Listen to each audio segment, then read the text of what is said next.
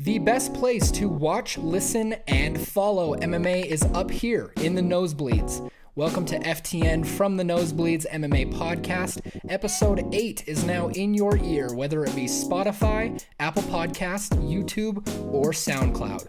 Big thank you to Robert Jemias, Don't Be a Richard Music, and Sosi Wear Clothing. Happy to have you with us for another half hour or so of SmackDown Smack Talk. Blake, what's the word today? The word today is gratitude. Gratitude to our good buddy Steven Peterson for the super fun interview we got to do last week, and we are so grateful for that. Hopefully later today we will be interviewing Antonio McKee. Bellator win this weekend, 49 years old. His son also had that crazy 8-second knockout and a fun little backflip after he took that win. So we are very grateful for all the fighters that are getting back to us, reaching out to us, and wanting to have these interviews. Coming up in today's show, we are going to be talking about some of the unsung heroes of this weekend. There were tons of fights, tons of fight cards. We're also going to be talking about Cannonier and Hermansson and what comes next for both of them. We're going to be transitioning from that into what's going on in the state of the middleweight division, who deserves a title shot, who deserves Kelvin and Darren Till, and much more to come. Israel Adesanya versus Robert Whittaker. We're going to be giving you our fighter picks and what comes after that. We're also going to be talking in round 5 about UFC 245 and asking, is 3 title belt fights too many? Is 3 title fights too many for one single fight card to close out 2019? But first, for the top 5 of this week. Following Mark Madsen's crazy win and showing off of his following Olympic wrestler Mark Madsen's incredible wrestling performance on Saturday and a 1 minute and 12-second TKO, we are answering who are the best wrestlers in MMA. Now, this question pertains to active fighters in the UFC and Bellator, just around the world. Active fighters, though. Here's my top 5. And I'm excited to give it because there's a few things that I know are going to rack some brains and maybe cause a little bit of a stir. Number 5 on my list, Tyron Woodley. NCAA D1 wrestler. I would put him as a welterweight legend, having defeated Robbie Lawler for the title and having defended in the way that he did. Speaking of that, he defended it against Damian Maia. Just, I believe it was a year and a half ago, maybe 2 years ago. Defended against Damian Maia, Brazilian Jiu-Jitsu king of the UFC. And Maia went 0 for 21 on takedowns against Tyron Woodley. That in and of itself, to me, is a stat that should propel anyone into any top list of wrestling because that's just very impressive as it is. Number 4, King of Cringe, Henry Cejudo. There it is. There it is. Henry Cejudo comes in at number 4 for me. A little high. It's high enough because... Hear me out. Olympic gold medalist, right? Very impressive. 2-division champ, also very impressive. He, as of right now, holds accolades that almost no one else has. He, as of right now, holds a resume that almost no one else has, and that's possibly the most impressive wrestling resume you can have as a Olympic gold medalist and a 2-division champ in the most competitive fight league in the world. He defeated Demetrius Johnson, who at that point was like the Jose Aldo of the flyweight division. Unstoppable. I think he still holds the record for most title defenses. Coming in at number 3, this might shock a few. We mentioned him in the intro, and I am so excited to see this guy continue to fight. Mark O. Madsen, the Danish dog, as I like to call him, fought in Copenhagen last weekend in his home country. He has 1 fight in the UFC. 1. That was his UFC. Saturday. Yep, Saturday was his UFC debut. 1 from a TKO, which is impressive in and of itself because he's a natural wrestler, an Olympic wrestler for the Danish national team. He has a 9-0 professional fighting record. He fought 7 times in his last 18 months, which is pretty impressive cardio-wise. He, as of right now, is 3-3-3, meaning all of his 9 fights, he's won 3 by the decision, 3 by TKO, and 3 by submission. I think that's very important to know that this man has enough cardio to go the distance. He's a talented enough striker to win in TKO KO finishes. And obviously, he's got the wrestling background that everyone in the UFC desires. So Mark Madsen is a name to watch. He is 3 on my list because of his freshness in the UFC and his potential that I see him going towards. Number 2, Khabib Nurmagomedov. the most dominant fighter in the UFC today. We saw a promo just before Khabib Poirier, and I didn't really like what was said in the promo. It said something like Khabib is the most dominant champion to ever live. I don't agree with that. However, Khabib fighting at lightweight is the most dominant fighter in the world today. Whether he's going to hang up the shoes or not, and we don't know that, but as of right now, he's the most dominant wrestler in the sport, in the world. And coming in at number 1, Daniel Cormier. Daniel Cormier is the most impressive wrestler to ever fight in the UFC. I make this list basically based off of records, statistics, who they've fought, and just their performance. And Daniel Cormier's wrestling performance is by far more spectacular than any other wrestler in the world. Khabib Nurmagomedov wins titles and wins fights, as I've said, by doing the same thing. Daniel Cormier picks guys up in a Matt Hughes versus Frank Trigg-like fashion and slams them on the ground. Daniel Cormier is one of the smaller heavyweights in height comparison. In strength, probably pretty close to that as well. But he picked up and dropped on his head Stipe Miocic. He did the same to Alexander Gustafsson. He submitted a massive Derek Lewis. This man is one of the strongest and most impressive wrestlers to grace the sport. Alrighty, Brick. Here's my top 5 wrestlers in MMA. Really quick, because I don't want to hurt anybody's feelings, and I don't want anybody to think that I'm not thinking about these guys. Honorable mentions: Daniel Cormier, Yoel Romero, Ben Askren, and Kamaru Usman. Anyways, let's jump to top 5. Tatiana Suarez. She is an absolute animal. She has pretty much the best wrestling of any woman, in my opinion, in the women's divisions. Most of the women who are dominant are strikers, they're kickboxers, they're boxers, they're Muay Thai fighters, they're even karate fighters. There's not a lot of grapplers in the women's divisions. Tatiana Suarez stands out like no one else. Tatiana Suarez is so good at being able to grapple, get people to the ground, jiu-jitsu. She just got her brown belt in jiu-jitsu. Her wrestling ability is unbelievable, and you don't want to mess with it. So Tatiana Suarez, number 5. Number 4, Colby Covington. What Colby Covington did to Robbie Lawler just a few months ago was unbelievable. No matter how many times Robbie got up, Colby was able to just easily sit him back down onto the canvas, and Robbie couldn't do anything about it. And this isn't a scrub by any means. This is a former champ. This is a guy who is very, very accoladed, very, very well known for every aspect of his fighting, and Colby Covington made him look like an undercard fighter. I mean, he really did, and no disrespect to Robbie Lawler, but he really just mauled him that entire fight, and it wasn't even a problem. And part of that makes it so interesting and so the reason I want to give him so much praise is he didn't stop. And even when he wasn't on the ground, that's going into Colby Covington, but his ability to hold Robbie Lawler down and his ability to not submit him necessarily, but just control him at all times of that fight. There wasn't any time that Robbie Lawler was winning that fight, per se, because of Colby Covington's wrestling. Number 3, and I think this is a little bit low, but for MMA wrestling, Khabib Nurmagomedov. Khabib Nurmagomedov is an absolutely unbelievable wrestler. We've seen it. We've seen him hold guys down. We've seen him dominate. And everyone knows his game plan going into it. Everybody knows that Khabib is going to shoot in, go in for the takedown, and then he's going to wrap up your legs, and then he's going to smash your face. Do you remember what Dustin Poirier said when he was in his corner at the last, or do you remember what Dustin Poirier said to his corner? He said, guys, I can't keep him off of me. I can't keep him off of me. And that is the aspect of wrestling that makes that makes wrestling so important. Like, wrestling is the most important base because of that. If you can't keep a guy off of you, you can't you can't keep distance. You can't strike with him. You can't do everything you want to. Khabib's wrestling is next level, and it is something that is so adapted to the sport of MMA that it in a lot of ways, it's almost unstoppable. Unless you're a 10th planet black belt like Tony Ferguson. Number 2, the only note I wrote for this was bend the knee, Brick. Bend the knee to Triple C. Gold medalist, my man, Henry Cejudo. Here's what's incredible about Henry Cejudo, and this is what I always tell people about why I love him so much. His backup is his wrestling, his gold medal wrestling. His striking is incredible, but he is so good at wrestling. Demetrius Johnson too.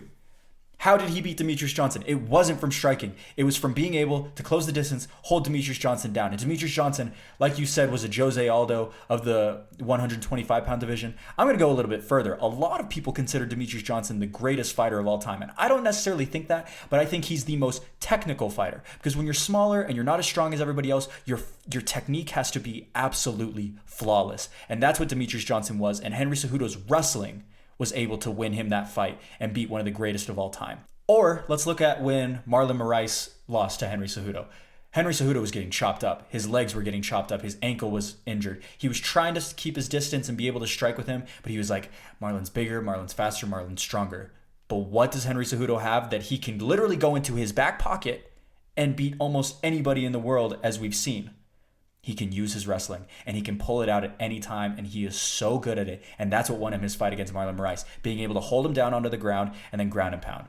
Number one, and this is very much so recency bias, Mark Madsen. I am so excited to see what he can do. He looked so good. And the reason I say that is he was a silver medalist just 3 years ago. Henry Cejudo, he won his gold medal 11 years ago, almost 12 years ago. Mark Madsen is very polished. Mark Madsen is very, very aware of his ground and grappling game, and he is very fresh. I'm so excited to see what he does. And honestly, let's put Mark, I know he just got set up for a fight, but let's put up Mark Madsen versus a Gregor Gillespie. That would be an unbelievable grappling match, a Damian Maia, Ben Askren-esque type fight, where Gregor Gillespie is also one of my honorable mentions. But anyways, that's my top 5 wrestlers.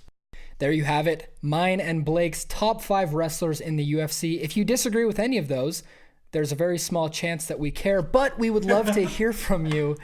We would love to hear your top 5s. Now we're going to take it into round 1, recapping the unsung heroes of UFC Copenhagen. For Mark Madsen to go in there, 8-0, UFC debut, the bright lights, a pretty big card with Jared Cannonier and Jack Hermanson, and be the co-main event and go in there and get the job done in 72 seconds and really maul his opponent. Really just go through him like it was no biggie. That was incredible. I was blown away at Mark Madsen and his ability to do what he did. I also have Mark Madsen on my honorable mention list for UFC Copenhagen. It was his UFC debut. As you said, it was in his home country, which to me probably would have added a little more stress, a little bit more difficulty to the bout. But he went in there, like you said, less than a minute and a half and just destroyed his opponent and really made a statement. And the way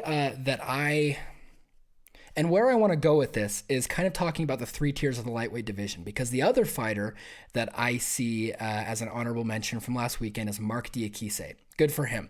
Both of these 2 fighters, in my opinion, made it into the 3rd tier of the lightweight division, which the top of the division, you have the 4 guys, Gaethje, McGregor, Khabib, and Tony Ferguson. Those are the guys who are going to be fighting for the title over the next 6 months to a year. 2nd tier, you have guys like Donald Cerrone, Al Iaquinta, Dustin Poirier, Eddie Alvarez, former champs, former contenders that are kind of just waiting, just kind of hanging out. And then you have the 3rd tier, which is rising stars. You have guys like Gregor Gillespie. You have guys like Drakkar Klose, guys like Mark O. Madsen, and guys like, in my opinion, Mark Diakise, who Mark Diakise had a very good start of his career. He's in a 3-loss-in-a-row slump, and his last 2 wins came from last weekend and then just a few months before this. But I think Mark Diakise made a statement on Saturday. It was incredible. I'm super excited to see what all those guys do. And there's so many rising stars in the lightweight division. It's really a developing division with so many big names at the top, but a lot of really, really exciting guys at the bottom. So it'll be fun. Another one of my guys that I wanted to talk about was Nicholas Dalby. That win was beautiful. Not from a perspective of necessarily how he won the fight, but his story behind it. Do you know the story of he was a depressed alcoholic who was really struggling to get his career back on track. He was in the UFC. He got cut. He fought in a different league, and then he came back to the UFC for this was his first fight back, I believe. Not the last time that he fought, but right after the fight, he sat there and talked with Darren Till, who back in 2015, they were 2 rising stars in the UFC, both undefeated, and went to a draw. It was a beautiful thing to see. I don't know if you saw the video, but they took a picture, they talked to each other, and Darren Till said, "Hey man, like I'm really proud of you, and I'm really happy to see you back." I'm so happy to see Nicholas Dalby. I love to see stories of fighters who have, a comeback story. And that's what Nicholas Dalby was this weekend. It was a great event between Mark Madsen, Nicholas Dalby. I really enjoyed it. Round number 2, we're going to jump into Jared Cannonier versus Jack Hermansson. Brick, what were your takeaways from the fight? What do you think happens next for these fighters? Just your initial thoughts. Well, the first thing that I thought of when the fight was over, I actually texted you and said early stoppage. I think it's a lot like the NFL and pass interference, and fans of the NFL and coaches of the NFL are asking refs, what is clear and obvious? It's kind of the same thing with me. I watch fights like this and some early stoppages and think, if there's not a tap, if there's not a knockout or a technical knockout, then what is the ref looking for? I think Jack Hermansson had a chance to defend himself. He could have gotten back up. I'm not protesting it or in any way like that, but I just think the stoppage was a little early. Jared Cannonier was very impressive, however, and I did not realize he was a heavyweight who had cut down to 2 different divisions. That in and of itself is amazing, amazing. And the power that man holds, not just physically, but now temporally with his position in the middleweight division. It's kind of a lot like the lightweight division in my head. In the middleweight division, you have the top 3 or 4 guys who are going to be in title contention for a while. Jared Cannonier just catapulted himself into a serious, serious talking point. He became a big star after beating Jack Hermansson. Jack Hermansson was a huge rising prospect and somebody who was going to get title talks if he were able to get past Jared Cannonier. But like you said, Jared Cannonier is so big. And let's talk about this. Jack Hermansson is a grappler. Let's just put it out. All his submission wins. He likes to get on the floor. He likes to shoot. He was shooting on Cannonier. But I texted you this during the fight. Jared Cannonier is so big and he's so strong. No matter how many times you take him down, he's going to try to get back up, especially if he's fighting in the 185 division because he walks around so much heavier. Grapplers cut weight for this exact reason. Wrestlers do, jiu-jitsu guys do. They cut weight because they have to worry about the weight of that body being on top of them. At some point, strength and size do matter in MMA. Jared Cannonier is mauling dudes because they can't hold him down. And then on the opposite side of the spectrum, in the striking area, you can't take his hands. You can't take the heavy shots that he is giving you. It's the same thing we talked about earlier today when we were off the camera about Conor McGregor. He had a huge major weight cut to featherweight, and that's what was able to give him all these crazy knockout wins. It's the same thing here. Jared Cannonier is so big. He's going to continue to dominate these fighters. He's now 4-0 against 185 fighters. And if he continues to be able to make this weight cut, and if he continues to be able to take care of his body the way he is, I don't see any reason why he doesn't get a title shot within the next year. The next fight that I would love to see, and this might be a little premature, seeing that next round we're going to be talking about the middleweight division. The next fight that I want to see, Jared Cannonier, Paulo Costa. And we'll explain that in a second as we jump into round 3. Right now we're going to be discussing the current state of the middleweight division, possibly one of the most exciting divisions in the UFC because it used to be bantamweight for a little bit, then it was light heavyweight, and now it seems to be welterweight, but the middleweight division is popping. It's filling up and it's getting stacked quick. And now with Darren Till coming up, that's a big name from the welterweight division. You've got Darren Till, you've got Kelvin Gastelum, you've got Jared Cannonier, you've got Jack Hermansson despite the loss. You've got Paulo Costa. You've got the 2 guys fighting for the belt this weekend in Robert Whittaker and Israel Adesanya. There's so many guys at the middleweight division. Let's just talk about the middleweight division for a second. How exciting it has become. Like I said before, the lightweight division has these 3 tiers just because there's so much happening. You have guys who are kind of sitting on the sidelines but used to be really relevant. You have 4 guys in title contention, then you have all these rising stars. In my opinion, it's kind of becoming that way in the middleweight division as well. In the middleweight division, you have Robert Whittaker, who is the champion and has been for a long time. Israel Adesanya, interim champion after defeating Kelvin Gastelum. Paulo Costa, possibly the most exciting undefeated fighter in the division other than Israel Adesanya. Then you still have guys like Yoel Romero, Kelvin Gastelum, Jared Cannonier, who we just mentioned, Jacare Souza, Chris Weidman, Derek Brunson, Uriah Hall. Like this division is stacked. And like you said, not to mention Darren Till, who's going to be making an appearance in just a few months to face Kelvin Gastelum. It's great. I'm so excited to see what happens with the middleweight division and the state of it, because there's guys who have lost that used to be title contenders, be a Yoel Romero, be a Kelvin Gastelum. You've got big fighters coming up like a Darren Till. You've got what I think is going to be the next fight. And that is Paulo Costa versus Jared Cannonier for the top spot, for the clear opponent, for the winner of this Saturday.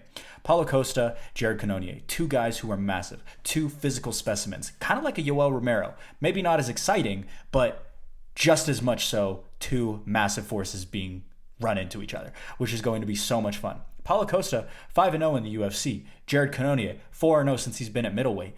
That's the next fight to make. That's the next fight to give you a great storyline for the winner of 243, which is going to be incredible as well. The question that I have following that is, what happens to Darren Till if he wins? Or what happens to Kelvin Gastelum? Does he get a Yoel? Does he get a Jack Hermanson? Does he get somebody else that we're not thinking about or mentioning right now? Well, it's interesting because we have Jacare Souza, Chris Weidman coming up. Also, Chris Weidman has been involved with some trash talk with John Jones. Well, he's moving up. Right. So he's going to be moving up after this. So we don't know the state of Chris Weidman's future in the division. Darren Till, I can see him being an animal. He's already a very talented striker, talented fighter. And if he puts on some weight and some muscle and some power, dude. Well, did you see the picture of him training and hitting mitts? I did not. Darren Till at 185 is going to look like a Pokemon once it evolves into like its final form. Like that's what Darren Till looks like right now. It is insane. He looks just a transformer. He looks like an animal.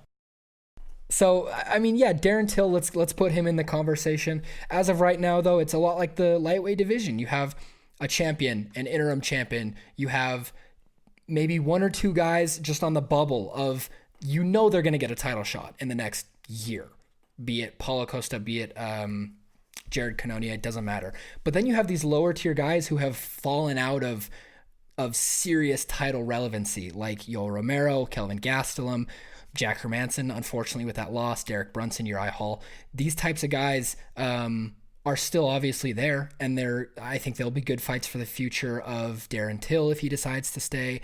But yeah, the middleweight division all of a sudden out of nowhere is becoming like an interesting division. And I think we talked about a couple weeks ago how like we should start doing a poll of like what's the most boring division in the UFC. I think flyweight is going to take number one. Sorry. Take that back. Sorry to your boy, but bend the knee. As a division, the flyweight takes the cake for the most boring. And then honestly, middleweight was kind of up there because you had Robert Whittaker like taking almost a year and a half leave. Israel Adesanya and Kelvin Gastelum, they're cringy trash talk. And, well, not only that, but they fought so long ago. Yeah. They fought in April. Just not much happens, it seems, in the middleweight division. And maybe it's because they're just like big lightweights, but they're not big enough to be light heavy or heavyweights. So maybe they're just not as intact. I don't know. But the middleweight division in the UFC is seriously, they're going to get some stretch marks because they are blowing up right now. Well, what's so fun about it too is it just takes a couple of fights. It takes a couple of big main events for you to really look at it and be like, oh my gosh, like we've got fighters in here now. We've got guys that are ready to fight for the belt. And that's what's so fun about the UFC, and that's what's so fun about the middleweight division right now is we have so many different guys that have so many different opportunities. Well, just a couple months ago, you had the breakthrough of Paulo Costa against Yoel Romero, possibly fight of the year. It was insane. Yeah. Middleweight, didn't really think it was going to turn into anything special. And then once the bell rang, you were like, this is going to be huge. And then seeing Jared Cannonier perform last weekend, yeah, it's definitely moving. That's the next fight. Let's jump into round number 4. Brick, who do you have winning this fight? How? What are your thoughts? I don't have a very bold prediction for this weekend in Israel Adesanya versus Robert Whittaker. The hype behind it has been culturally phenomenal. We've heard it being called the biggest fight in Oceania history, which I'm sure it is. However, I think the fight itself might not prove to be as much as we thought. We have Robert Whittaker, who looks like a light heavyweight who's cutting down to middleweight. He's terrifying. When the guy fights, he's just so mean and just he's like a Gregor Gillespie with more muscle, with better striking. His kicks and his flying air, his knees are just spooky. But then you have a guy like Israel Adesanya who's so much more technically sound in my eyes. Israel Adesanya is like a middleweight version of a less impressive John Jones or a middleweight version of a Yair Rodriguez, right? He's very, very technical. Doesn't have a whole lot of takedown threat, doesn't have a whole lot of knockout power, although he's unbelievably technical. If by some reason Robert Whittaker is not able to finish Israel Adesanya and it goes to the distance, I can see Adesanya winning this just because he's so much more technical and accurate. But personally, I take Whittaker in the first 3 rounds. So here's my thing. Like you said, Whittaker's a big guy. I mean, I wouldn't say that he looks like a small light heavyweight, but I would definitely say he is fit to be in the 185-pound division. He doesn't have a whole lot of height on him, but he definitely has the mass and the heavy hands.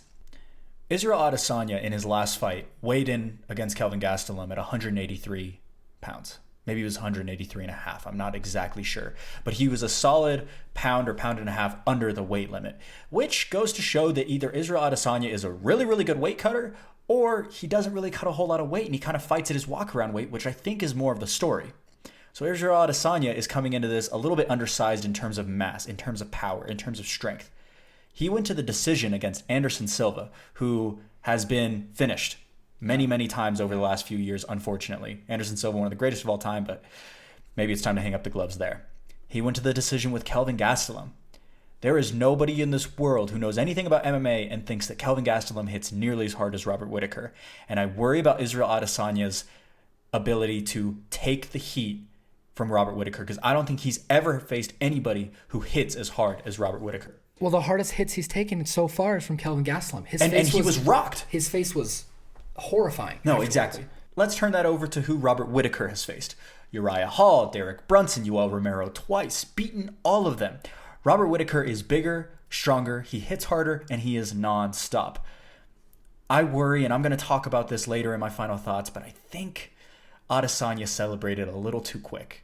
I think he's a little bit, he celebrated this belt prematurely.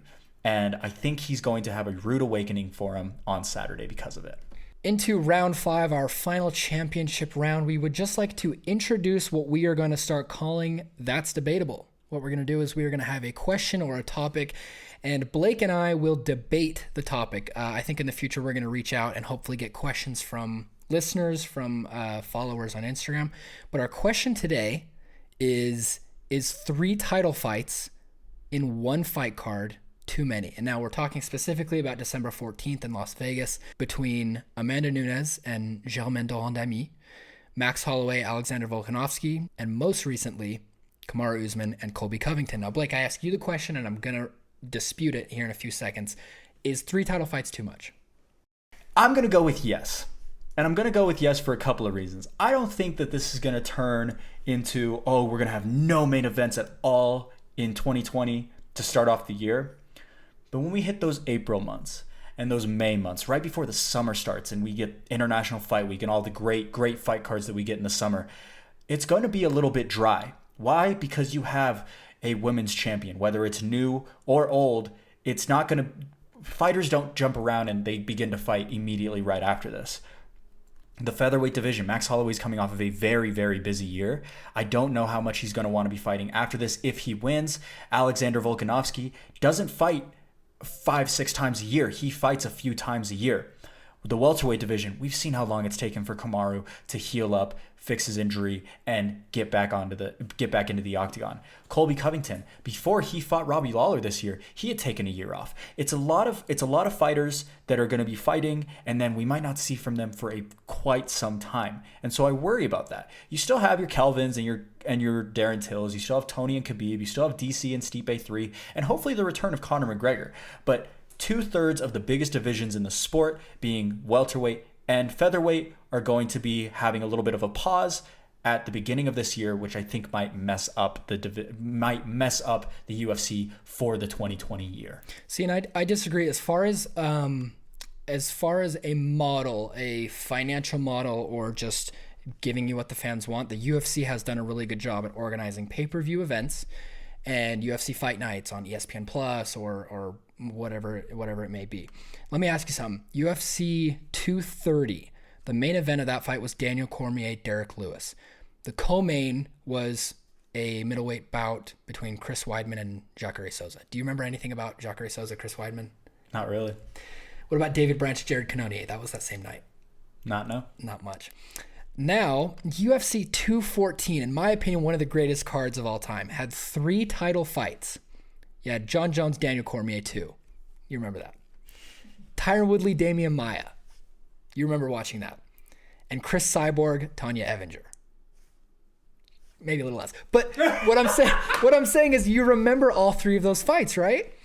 The UFC does a really good job at separating the really important fights on pay-per-view and the fights where guys like Mark Madsen can shine in his hometown, and these young rising stars like Mark Diakise or the man Dalby can show up and really, have a rejuvenating fight.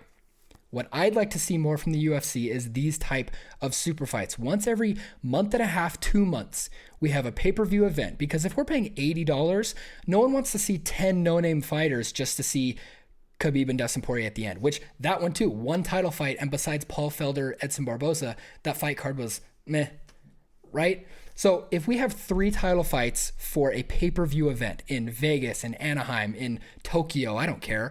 But as long as there's 3 fights to look forward to, we're guaranteed at least 1 good, fun title matchup. Instead of just as fun as Paulo Costa and Yoel Romero was, did it mean much? Not really. So that's why I love this 3 title fight. So the question is not what are the most entertaining fights, but what are the title fights? There's just too many title fights on this one that it's going to be hard to fill those main positions. Because here's the thing, UFC 241, arguably the best card of the year. Daniel Cormier, Stipe Miocic, title fight. Anthony Pettis, Nate Diaz, and Yoel Romero, Paulo Costa. The 2 fights other than the main event were just people's main events, fights that people wanted to see. And that was plenty. Let's take it over to UFC 239, which was International Fight Week. You have 2 title fights. John Jones, Thiago Santos, Amanda Nunes, Holly Holm. And then you get a people's main event in Jorge Masvidal and Ben Askren. And as much as it gives me nightmares still, it was a great, great fight card. And then you get UFC 238, Triple C, Henry Cejudo versus Marlon Moraes, and Valentina Shevchenko versus Jessica Ai. 2 main event title fights. But then you get a people's main event, Tony Ferguson, Donald Cerrone. Let's jump over to UFC 235. John Jones, Anthony Smith. You get Kamaru Usman, Tyron Woodley, Ben Askren, Robbie Lawler. 2 title fights, and then a people's main event, something people really want to see. If I were in charge of the UFC, that would be my main thing. For the big, big fight cards, for the fun fight cards that people want to see, take 2 pretty solid title fights for the belt. But then get a really good people's main event in there as the 3rd fight, and that creates a great card. 3 title fights might just be a little bit too much. The middleweight division, though, as we were just talking about, has not seen a title fight since, I believe, May of last year. And that's probably one of the reasons we've been saying it's a dying division. Kind of the same with the flyweight division. I agree that I don't want to tire these champions out so that we don't see them for years. But what I am saying is that fighting twice a year, I don't think is too much to ask of these guys. I really don't. So if you're giving 3 title fights per UFC pay-per-view event, and we have 4 or 5 pay-per-view events a year, that will make those events so much more exciting, so much more sought after. And then we have kind of like a Dana White Contender Series, but with a real crowd. The Dana White Contender Series, if we're being honest, is basically just tryouts. So we could make these UFC fight nights just on weekends fun for rising stars or guys who are stuck in the middle of their division, but save the pay-per-view, the $80 fights, for the fights that people really want to see, because even a people's main event can be disappointing, right? I mean, Jorge Masvidal, Ben Askren, you have the entire Ben Askren fan base who was heartbroken. You cried yourself to sleep that night, I'm pretty sure. I did. And that fight only lasted 5 seconds. Although it was great, if it was for a title shot, that would have meant so much more, is what I'm saying. Although it did have an awesome outcome, it didn't mean as much as a title fight could. For my final thoughts of the day, I would like to talk about John Jones. Now, hear me out. Before y'all get mad at me again, in the past 24 hours, some news has broken that Stipe Miocic, with the cause of Daniel Cormier's eye poke in their last fight, he will not be able to fight for the remainder of 2019, possibly pushing this match off up to a year, I would say. Daniel Cormier has said that he wants to fight again this year. He said he wants to fight Stipe Miocic. He says he has no interest in John Jones. Daniel Cormier wants a trilogy. John Jones has kind of an interesting situation in his hands where Jan Blachowicz is fighting, Dominic Reyes is fighting, Chris Weidman is fighting. Jacare Souza is fighting. Johnny Walker is fighting. He's got no one to take to prom. Now, what would we like to see Jon Jones do? And we've said this a million times. This is what separates Jon Jones from the greats like Anderson Silva, who were able to go up and down weight classes. Jon Jones now has the opportunity to become the greatest fighter in world history. I'm not saying it's going to happen, but if it does, I want to be one of the first to say I called it. Jon Jones makes his way up to heavyweight, fights Daniel Cormier by the end of the year, possibly not in December, maybe just after, but fills the shoes that Stipe Miocic has already said he's not going to be able to fill for the remainder of the year. Jon Jones fights Daniel Cormier at heavyweight, retires him, and then fights Stipe Miocic and hands him his only fourth loss of his career, fourth or fifth. And Jon Jones becomes, in that moment, by just fighting two fighters in an upper division, becomes the greatest MMA fighter to ever live.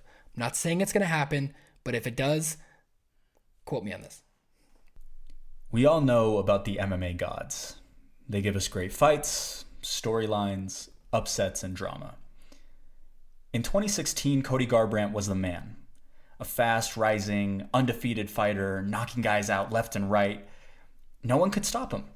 After a little over a year in the UFC, 5 fights, he was at the title. Fast forward another 7 months, and in just a little over 25 minutes, he was a champion. Cody was a rock star, the next big thing. Breck Okamoto said after his win over Cruz, Cody Garbrandt is going to be the bantamweight champion and possibly the UFC's next breakout star. It took him about 6 fights and just under 2 years to be the champion. What happened after? He faced someone very legit. He faced someone smaller, but stronger. Someone who was coming off of a big layoff. Someone who decided to come in to silence the hype and take back his belt. Cody lost that fight. And then he lost to him again. And then he had a third straight loss at UFC 235 this year against Pedro Munoz. The question is, was Cody Garbrandt rushed? Was he not ready? Did it get to his head? I'm not sure. What I do know is we are seeing this exact story happen again. And the climax of the story is on Saturday. Israel Adesanya, a rock star, undefeated, the next big thing. Chael says that Adesanya is going to be the face of the UFC, and if he wins this, he's the best fighter on the planet. And after getting wins via TKO and winning decisions to get a belt, in his 6th fight, he won a belt, and now it's time to fight someone. Smaller but stronger. Someone coming off of a big layoff. Someone who is ready to silence all the hype and take back his belt. Since his win, Israel Adesanya has gone home, flaunted his interim belt everywhere he goes, and made the world believe that he is the champ. But the question floats again. Is he rushed? Is he not ready? Has this all gone to his head? I don't know what will happen Saturday. All I'm saying is that we have seen this story before. And many times in the UFC, we see history. And many times in the UFC, we see history repeat itself. In 2016, Cody Garbrandt was the man and lost it all. In 2019, Israel Adesanya is the man with a lot to lose. I can't wait to see what the MMA gods have in store for us this time. Well, there you have it. 5 rounds plus a couple of final thoughts from the FTN boys. We're so excited to let you guys listen to this episode. We're glad to have you with us. As always, tune in on Instagram, YouTube, Spotify, SoundCloud, and Apple Podcasts. We thank, once again, sociwear.com for their hookup with the merch, and we urge you to go online and support us and help us out. All proceeds go to the podcast. Thank you so much to everybody who listens. We appreciate it. And go get your merch. Go rock the FTN logos wherever you are. The drip is pretty nasty. It's pretty dope. It's pretty dank. It's nasty in a good way. It's nasty in a good way. It's dank in a good way. And so is Don't Be a Rich in Music. So why doesn't he just send us off? Do it.